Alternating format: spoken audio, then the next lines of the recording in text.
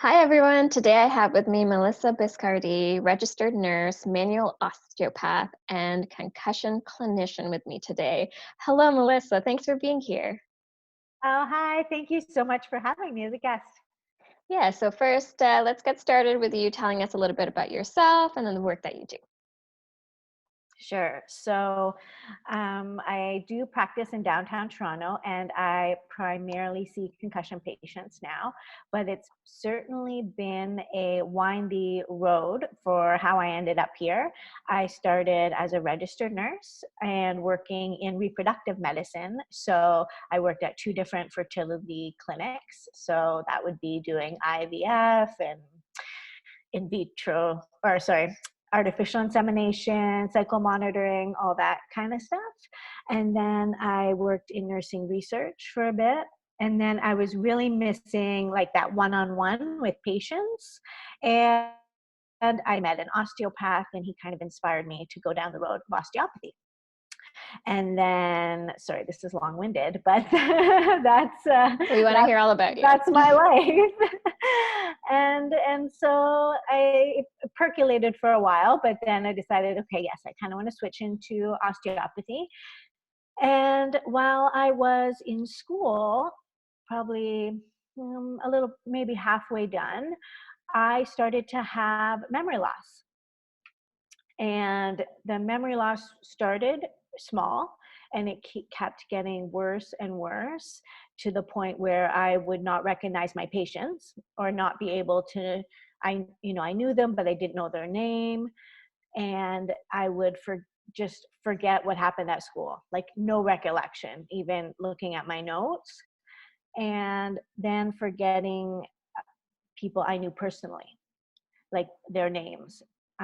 Someone I had known for 10 years, I couldn't remember her name. So it was really, really scary, and no one would take me seriously. So I had this, that invisible injury, got lost in the healthcare system. No one had any answers.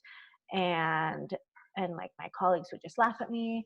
But of course, early 30s, I was terrified. Like that is way too early for Alzheimer's, cognitive decline. And I ended up having to dig myself and find my own answers as to why it was happening. And it ended up being related to an over-the-counter supplement I was taking, just like another story. But what that really led me to be passionate about is the brain, for sure, and also helping people who are lost in the system really get proper care. And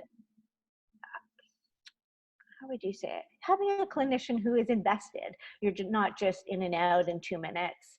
So yeah, so that's how I ended up just focusing on the brain, concussion, and optimizing brain health. Okay, what a journey, eh? Yeah. Yeah, you've done a lot of this, and our Yes. personal experiences are so important in shaping what kind of clinician we become or what kind of person, professional we become. I definitely feel that because that was my story too. Coming to this pathway and being more focused on period health is because of my own problems. Yeah. So let's start with the basics. What Okay, happens in a concussion? What is a sure. concussion? Yes. So a concussion is a mild traumatic brain injury, quote unquote. And it really will happen when the brain, which is like a jelly or jello, is shaken in the skull. So um, you actually don't need to have an impact to the head. It can happen when there is just a shaking. So, for example, in a fall where you don't hit your head, or in a motor vehicle accident, that causes that sort of acceleration and deceleration of the brain inside the skull. And a concussion is a functional injury, though. So while the physiology will be altered a little bit, there's no mass inside or bleed if you do an MRI. So if you get a concussion and you have an MRI, it should be clear. Nothing should show up. And then there are really two stages to the concussion. So there's that initial part where you either hit your head or you get shaken, and you might feel dazed or see stars. You might lose consciousness, but you might not. That's not a prerequisite. And you might have amnesia about the event itself, but then shortly after you're okay. You're like, oh, that was nothing. And I sort of draw a parallel with, let's say, a sprained ankle. So if you're running, you roll over something, you think, oh my gosh, I think I hurt my ankle. And then you shake it out, and then you think you're okay, so you finish your run. Same kind of thing happens in a concussion. There's that initial phase, and then you might shake it off and think, oh, I'm okay. I'm going to finish this game. But the next day or later on that day is when you start to feel it. It's when that inflammation starts and the headaches or light sensitivity begins. And then you know something has happened. Right. So you touched on a couple of the symptoms that people can get from a concussion. So what can symptoms look like, and how, to what degree can they be variable in different people? Well, it really can vary. It's kind of like that snowflake analogy.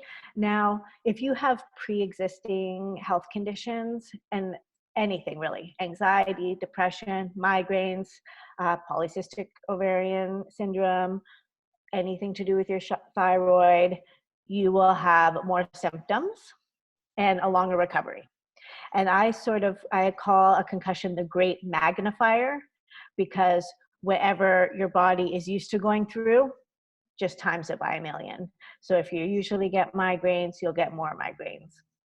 Now, if you're someone who doesn't have any health conditions, and you get a concussion, especially your first one, headaches are the most common for sure.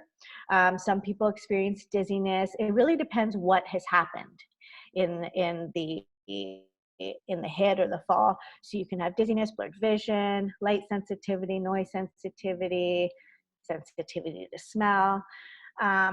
And then anytime there's a concussion, there is also a component of whiplash. And the reason is the threshold for whiplash is actually lower than for a concussion. So you have to get the whiplash to get the concussion. And so you usually have neck pain to go along with that, and stiffness. Okay. And yeah, and then, sorry, just to keep going Yeah, on please that. keep going. So those are more symptoms, but then there are some changes that will happen. And women definitely get the short end of the stick on this, like we do on a lot of things. And it's well established that women will experience, or a good portion of women will experience, changes to the menstrual cycle. And this was actually what my master's research was on reproductive changes post-concussion. And there is a great variation with that too, depending on how bad the injury was and your pre-concussion state. But women will lose their periods from 1 month to years after. And maybe you'll have amenorrhea, so loss of your period for 3 months, or just skip one period. You could get an extra period. There's just sort of a cornucopia of changes that can happen around there, or just more painful periods, just something is different. And it's believed that this is due to hormone changes that happen because that pituitary gland in the brain is sort of shaken up, and some of that communication between the ovaries disrupted. So it's Mm-hmm. really interesting. Yeah, and for people listening, the pituitary gland controls a lot of the hormones that affect our estrogen and progesterone production and testosterone production. A lot of those hormones are impacted from the hormones that come from the pituitary. So it's a multi-step process. So that makes sense, right? Like, because the brain is impacted, the downstream effects are felt in all over the body, because everything is, there's so much crosstalk. I talk about this with all my patients. We talk about this with, when we're learning as well. That's why it's so hard to piece things together sometimes, because everything is connected and Absolutely. intermingled, and you really need to follow the thread to figure out what's coming from where, and then go upstream to figure things out. So we talked a little bit about the symptoms. We talked a little bit about how women are more prone. Can we explore that a little bit more? So Mm. like if a woman does have a concussion, what are some of the long-term effects that we can, and that goes from women and men, I guess, but we know that in women, Mhm. those even just risk of like dementia and neurocognitive changes later in life can definitely be worse than in men. Can we speak to a little bit of Yeah, the neurocognitive changes over time and future risks? Because a lot of my patients, I know they're like, yeah, I had a concussion a long time ago, and then and then we figure out that some of the mood changes came from that concussion as well. So right. yeah, so can we talk a little bit about all of that? Sure. So, and it really does depend on the person and their risk factors, but your population would be a high risk, right? Because they do have other things going on. Now, there's a lot we don't know about concussion and over the long term, but what I found in my thesis, which was really interesting, because we did, it was, well, my participants were between 1 and I would say 6 years, so it wasn't long term. Um, but what was really interesting is the cognitive scores, which some of them were very low, um, in terms of percentile, like under 10th percentile, Okay. so the bottom 10% of the population, that's super significant. And also the other symptoms persisting, those headaches, a lot of mood stuff really persists. And yes, the thing about post-concussion syndrome, because after about 3 months, that's what it's labeled. It's like that initial concussion part is resolved. Then you're into this constellation of symptoms and body functioning that we're still learning about. But that can last in many years. And I honestly, it really depends who your healthcare team is also, and what you did in that first little bit. It's really critical what you do right after injury. So definitely changes in cognition can persist. And then it's complicated by, okay, and then did you go into menopause? Were you premenopausal? So there's just so much to it. But definitely that and the mood changes are huge that persist, and headaches that is something else that really persists over time. hmm So tell us a little bit about the acute phase and then what some of the strategies look like in addressing a concussion versus some of the long-term strategies if like a concussion was not addressed or if it was addressed and we still need to continue with care. Sure. So it used to be that we thought you should just shut yourself in a dark room when you got a concussion, right? That was the strategy for many years. And then maybe 6 years ago, the thinking around that started to change. So one problem is some practitioners are stuck in that old model. And and I mean practitioners across the board, not one designation. And it's just not the best advice. What we know now is, um, after you've sustained a concussion, in that first 24, 48 hours, you should be taking it easy, limiting your screen time, definitely not playing your sport, but you should be up and about. You should be walking, should be eating. You don't need to have someone wake you up every hour. Yes, you're not like a fragile piece of crystal, right? So we know that a small amount of stimulation is good. And then really after that 48 hours, you should be starting your rehab. You should be starting aerobic exercise. This is really well researched. And the reason is because it supports your autonomic nervous system. And what happens when you get a concussion or any trauma really is it shakes up your nervous system. So the aerobic exercise sub symptom threshold though, so you're not doing so much that it's making you feel worse, really supports getting that nervous system regulation, the blood flow going. So that is what you should be doing in the beginning stages. Now, for example, if people come into my practice that have a certain framework, so there's that aerobic exercise part, but then there's also a diet component. Some people eat well. Some people's diet would actually work against the recovery. So we want to make sure what they're putting in their body is going to be low inflammatory and nutritious. I do recommend some supplements depending on the person. And oh, yes, and then things to address the whiplash. So those sort of components in the initial stages will really support your recovery. Usually, visual therapy won't start for, let's say, another week or so, because it can sort of aggravate people. Okay. So in summary, like at the beginning, we want to make sure like we've got to get rid of this idea that, if someone falls asleep, you're waking them up every hour, Exactly. because we also If need anything, let them sleep. sleep. Yeah, Yeah. our So, brain needs to right? sleep to heal for sure. Mhm. Yeah, and then Mhm. eating nutritious foods, maybe making some changes to the diet so that we're having a low inflammatory load, maybe addressing some of the inflammation if necessary through supplementation and other supplements to increase, healthy neurotransmitter balance and hormonal balance and stuff like Exactly. that. Yeah, that sounds great. And then what happens in longer treatments, or if we're so let's take a concussion that just recently happened.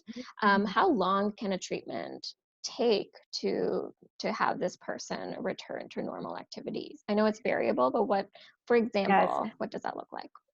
So I will say mechanism of injury will definitely makes a difference, and how many concussions you've had. So let's say it's your first concussion. Well, some people won't even make it to my office because they have a really quick, seamless recovery. But let's say you're not that person and you end up in my office, then so usually what happens is people will see me once a week for 6 weeks, and then we start to space it out. So at about 6 weeks, you're feeling pretty good, right? You're back to work, you're back to normal. But what will happen is it's still a little bit of up and down. So when you push yourself too much, you'll have that energy deficit, and you'll almost feel reconcussed. Like some of your symptoms will come back. So it is a little bit of an ebb and flow. Now, by, 12 weeks, you should be good to go. But I want to say that first bit is about 6 weeks long for like your usual concussion that ends up in my office. Now, there are people who end up in my office 3 years later, right? Mhm. They've really been suffering. And those ones, usually it takes longer, but and the approach is very, very similar, right? I say, okay, how is that autonomic nervous system doing? Because that's the first thing we need to address, and then sort of weave our way through the other things. Motor vehicle accidents definitely take a lot longer. I feel like just the amount of force that happens. Um, yeah, Okay. that gives you Yeah. an idea. Yeah, and my next question was going to be around those people who had concussions in the past, and their symptoms were, maybe okay at the time, but they feel like things shifted and they're more prone to like headaches, for example, or more For prone to sure. stimulus affecting them. Sounds like there is still hope for them to address some of those Oh, things, but the absolutely. strategies you use are similar. Does it take longer for those people then because we kind of left it at the beginning? I'm going to say usually it does, but I let's say probably you have to give it about 3 weeks, which actually isn't that long when someone ends up in my office after 2 or 3 years of suffering. But I tell people to, so let's say you're a 10 out of 10 in pain, and we bring you to a 9 out of 10 on visit one, you're not going to notice a difference. And an 8. But then when we get you to about a 7, you're seeing the light. So yeah, there's definitely hope for people who've been suffering for a long time. Often they haven't had someone who used an effective approach, really. That's or an effective approach for them, right? Yeah. Because there's always that sort of relationship. Okay.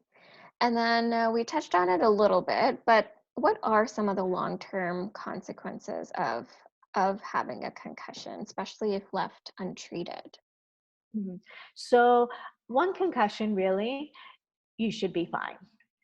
But it's really with the multiple concussions where you start to see more long-term changes and effects. And also, I mean, we see this in football players, like really around sports. And so those long-term changes can be changes in mood, persistent changes in mood, like irritability, anger.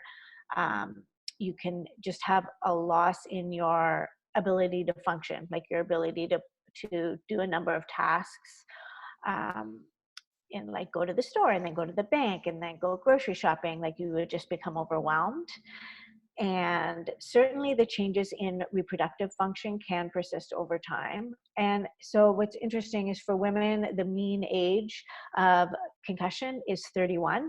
So that is like right smack dab when a lot of women are wanting to have babies. So Hmm. I think, this is really interesting with respect to that.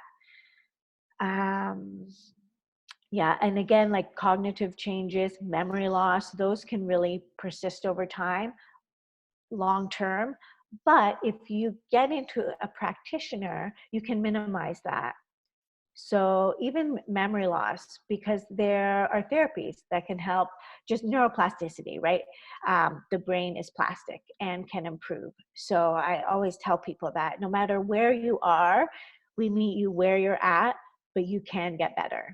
Maybe you're not going to end up with that 20-year-old brain you had, but where you can get better and, and improve your quality of life, improve really your relationships then because you're doing better.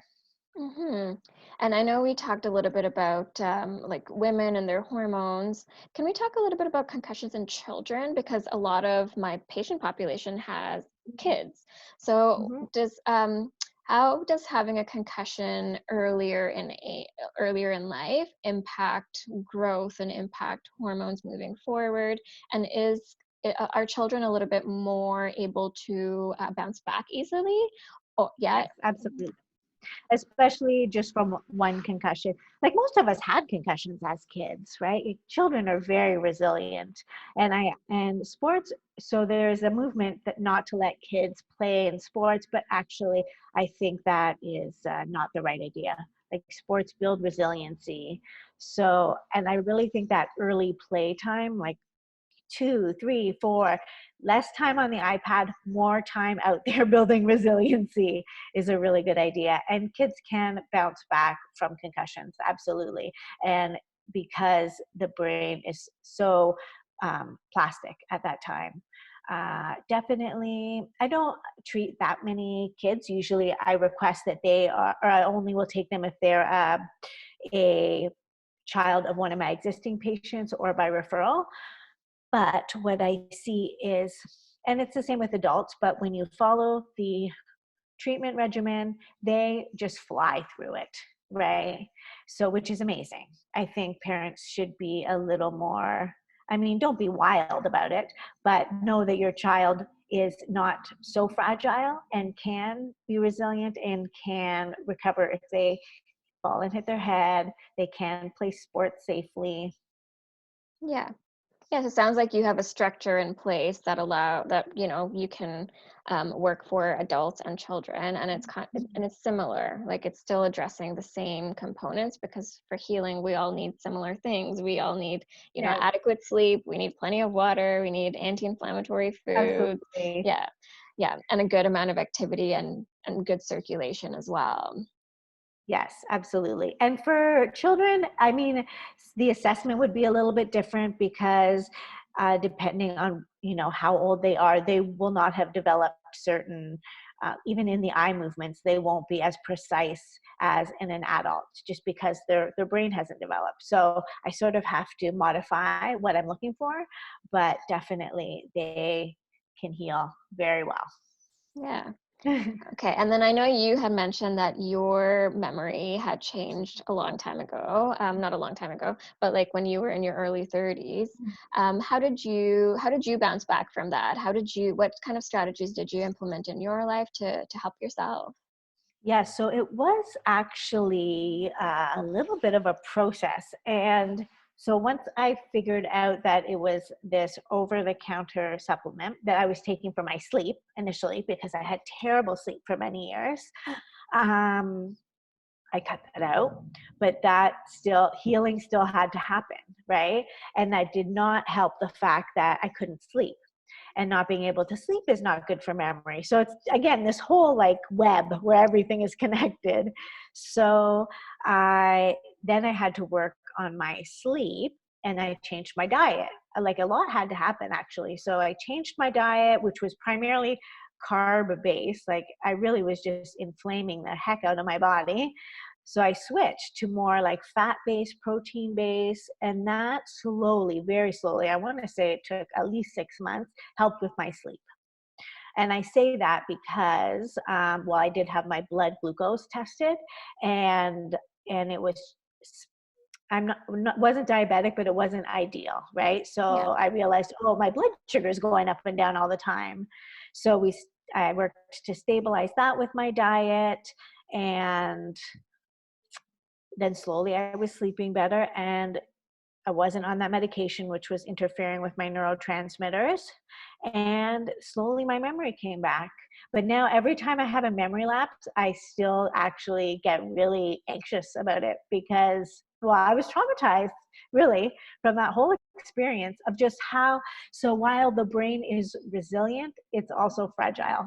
I guess that's really um, what I It's realized. true, and blood sugar dysregulation, going back to that piece, is Mm, at the crux of so many different conditions. It's at the crux of PCOS, for example, right? Insulin resistance is what drives the inflammation forward, yes. cardiovascular disease, so many cognitive issues, so many mood issues are built upon insulin Oh, yeah. resistance and blood sugar dysregulation, and it runs rampant in our society, I feel. And because we're also Oh, yeah. testing only, HbA1c, which is a marker of your 3-month glucose levels, and your actual glucose levels, we're not really ever comparing it to insulin that your body's releasing. A lot of that goes undetected, but it's Mhm. a big factor in sleep quality and all of these things that we just talked about, for sure. Okay. hmm And then we're So recording what this. Sorry, go ahead. oh, There's I a was gonna lag. ask Yeah, if there's a slight lag. can I ask you a question? Yes, please do. Okay.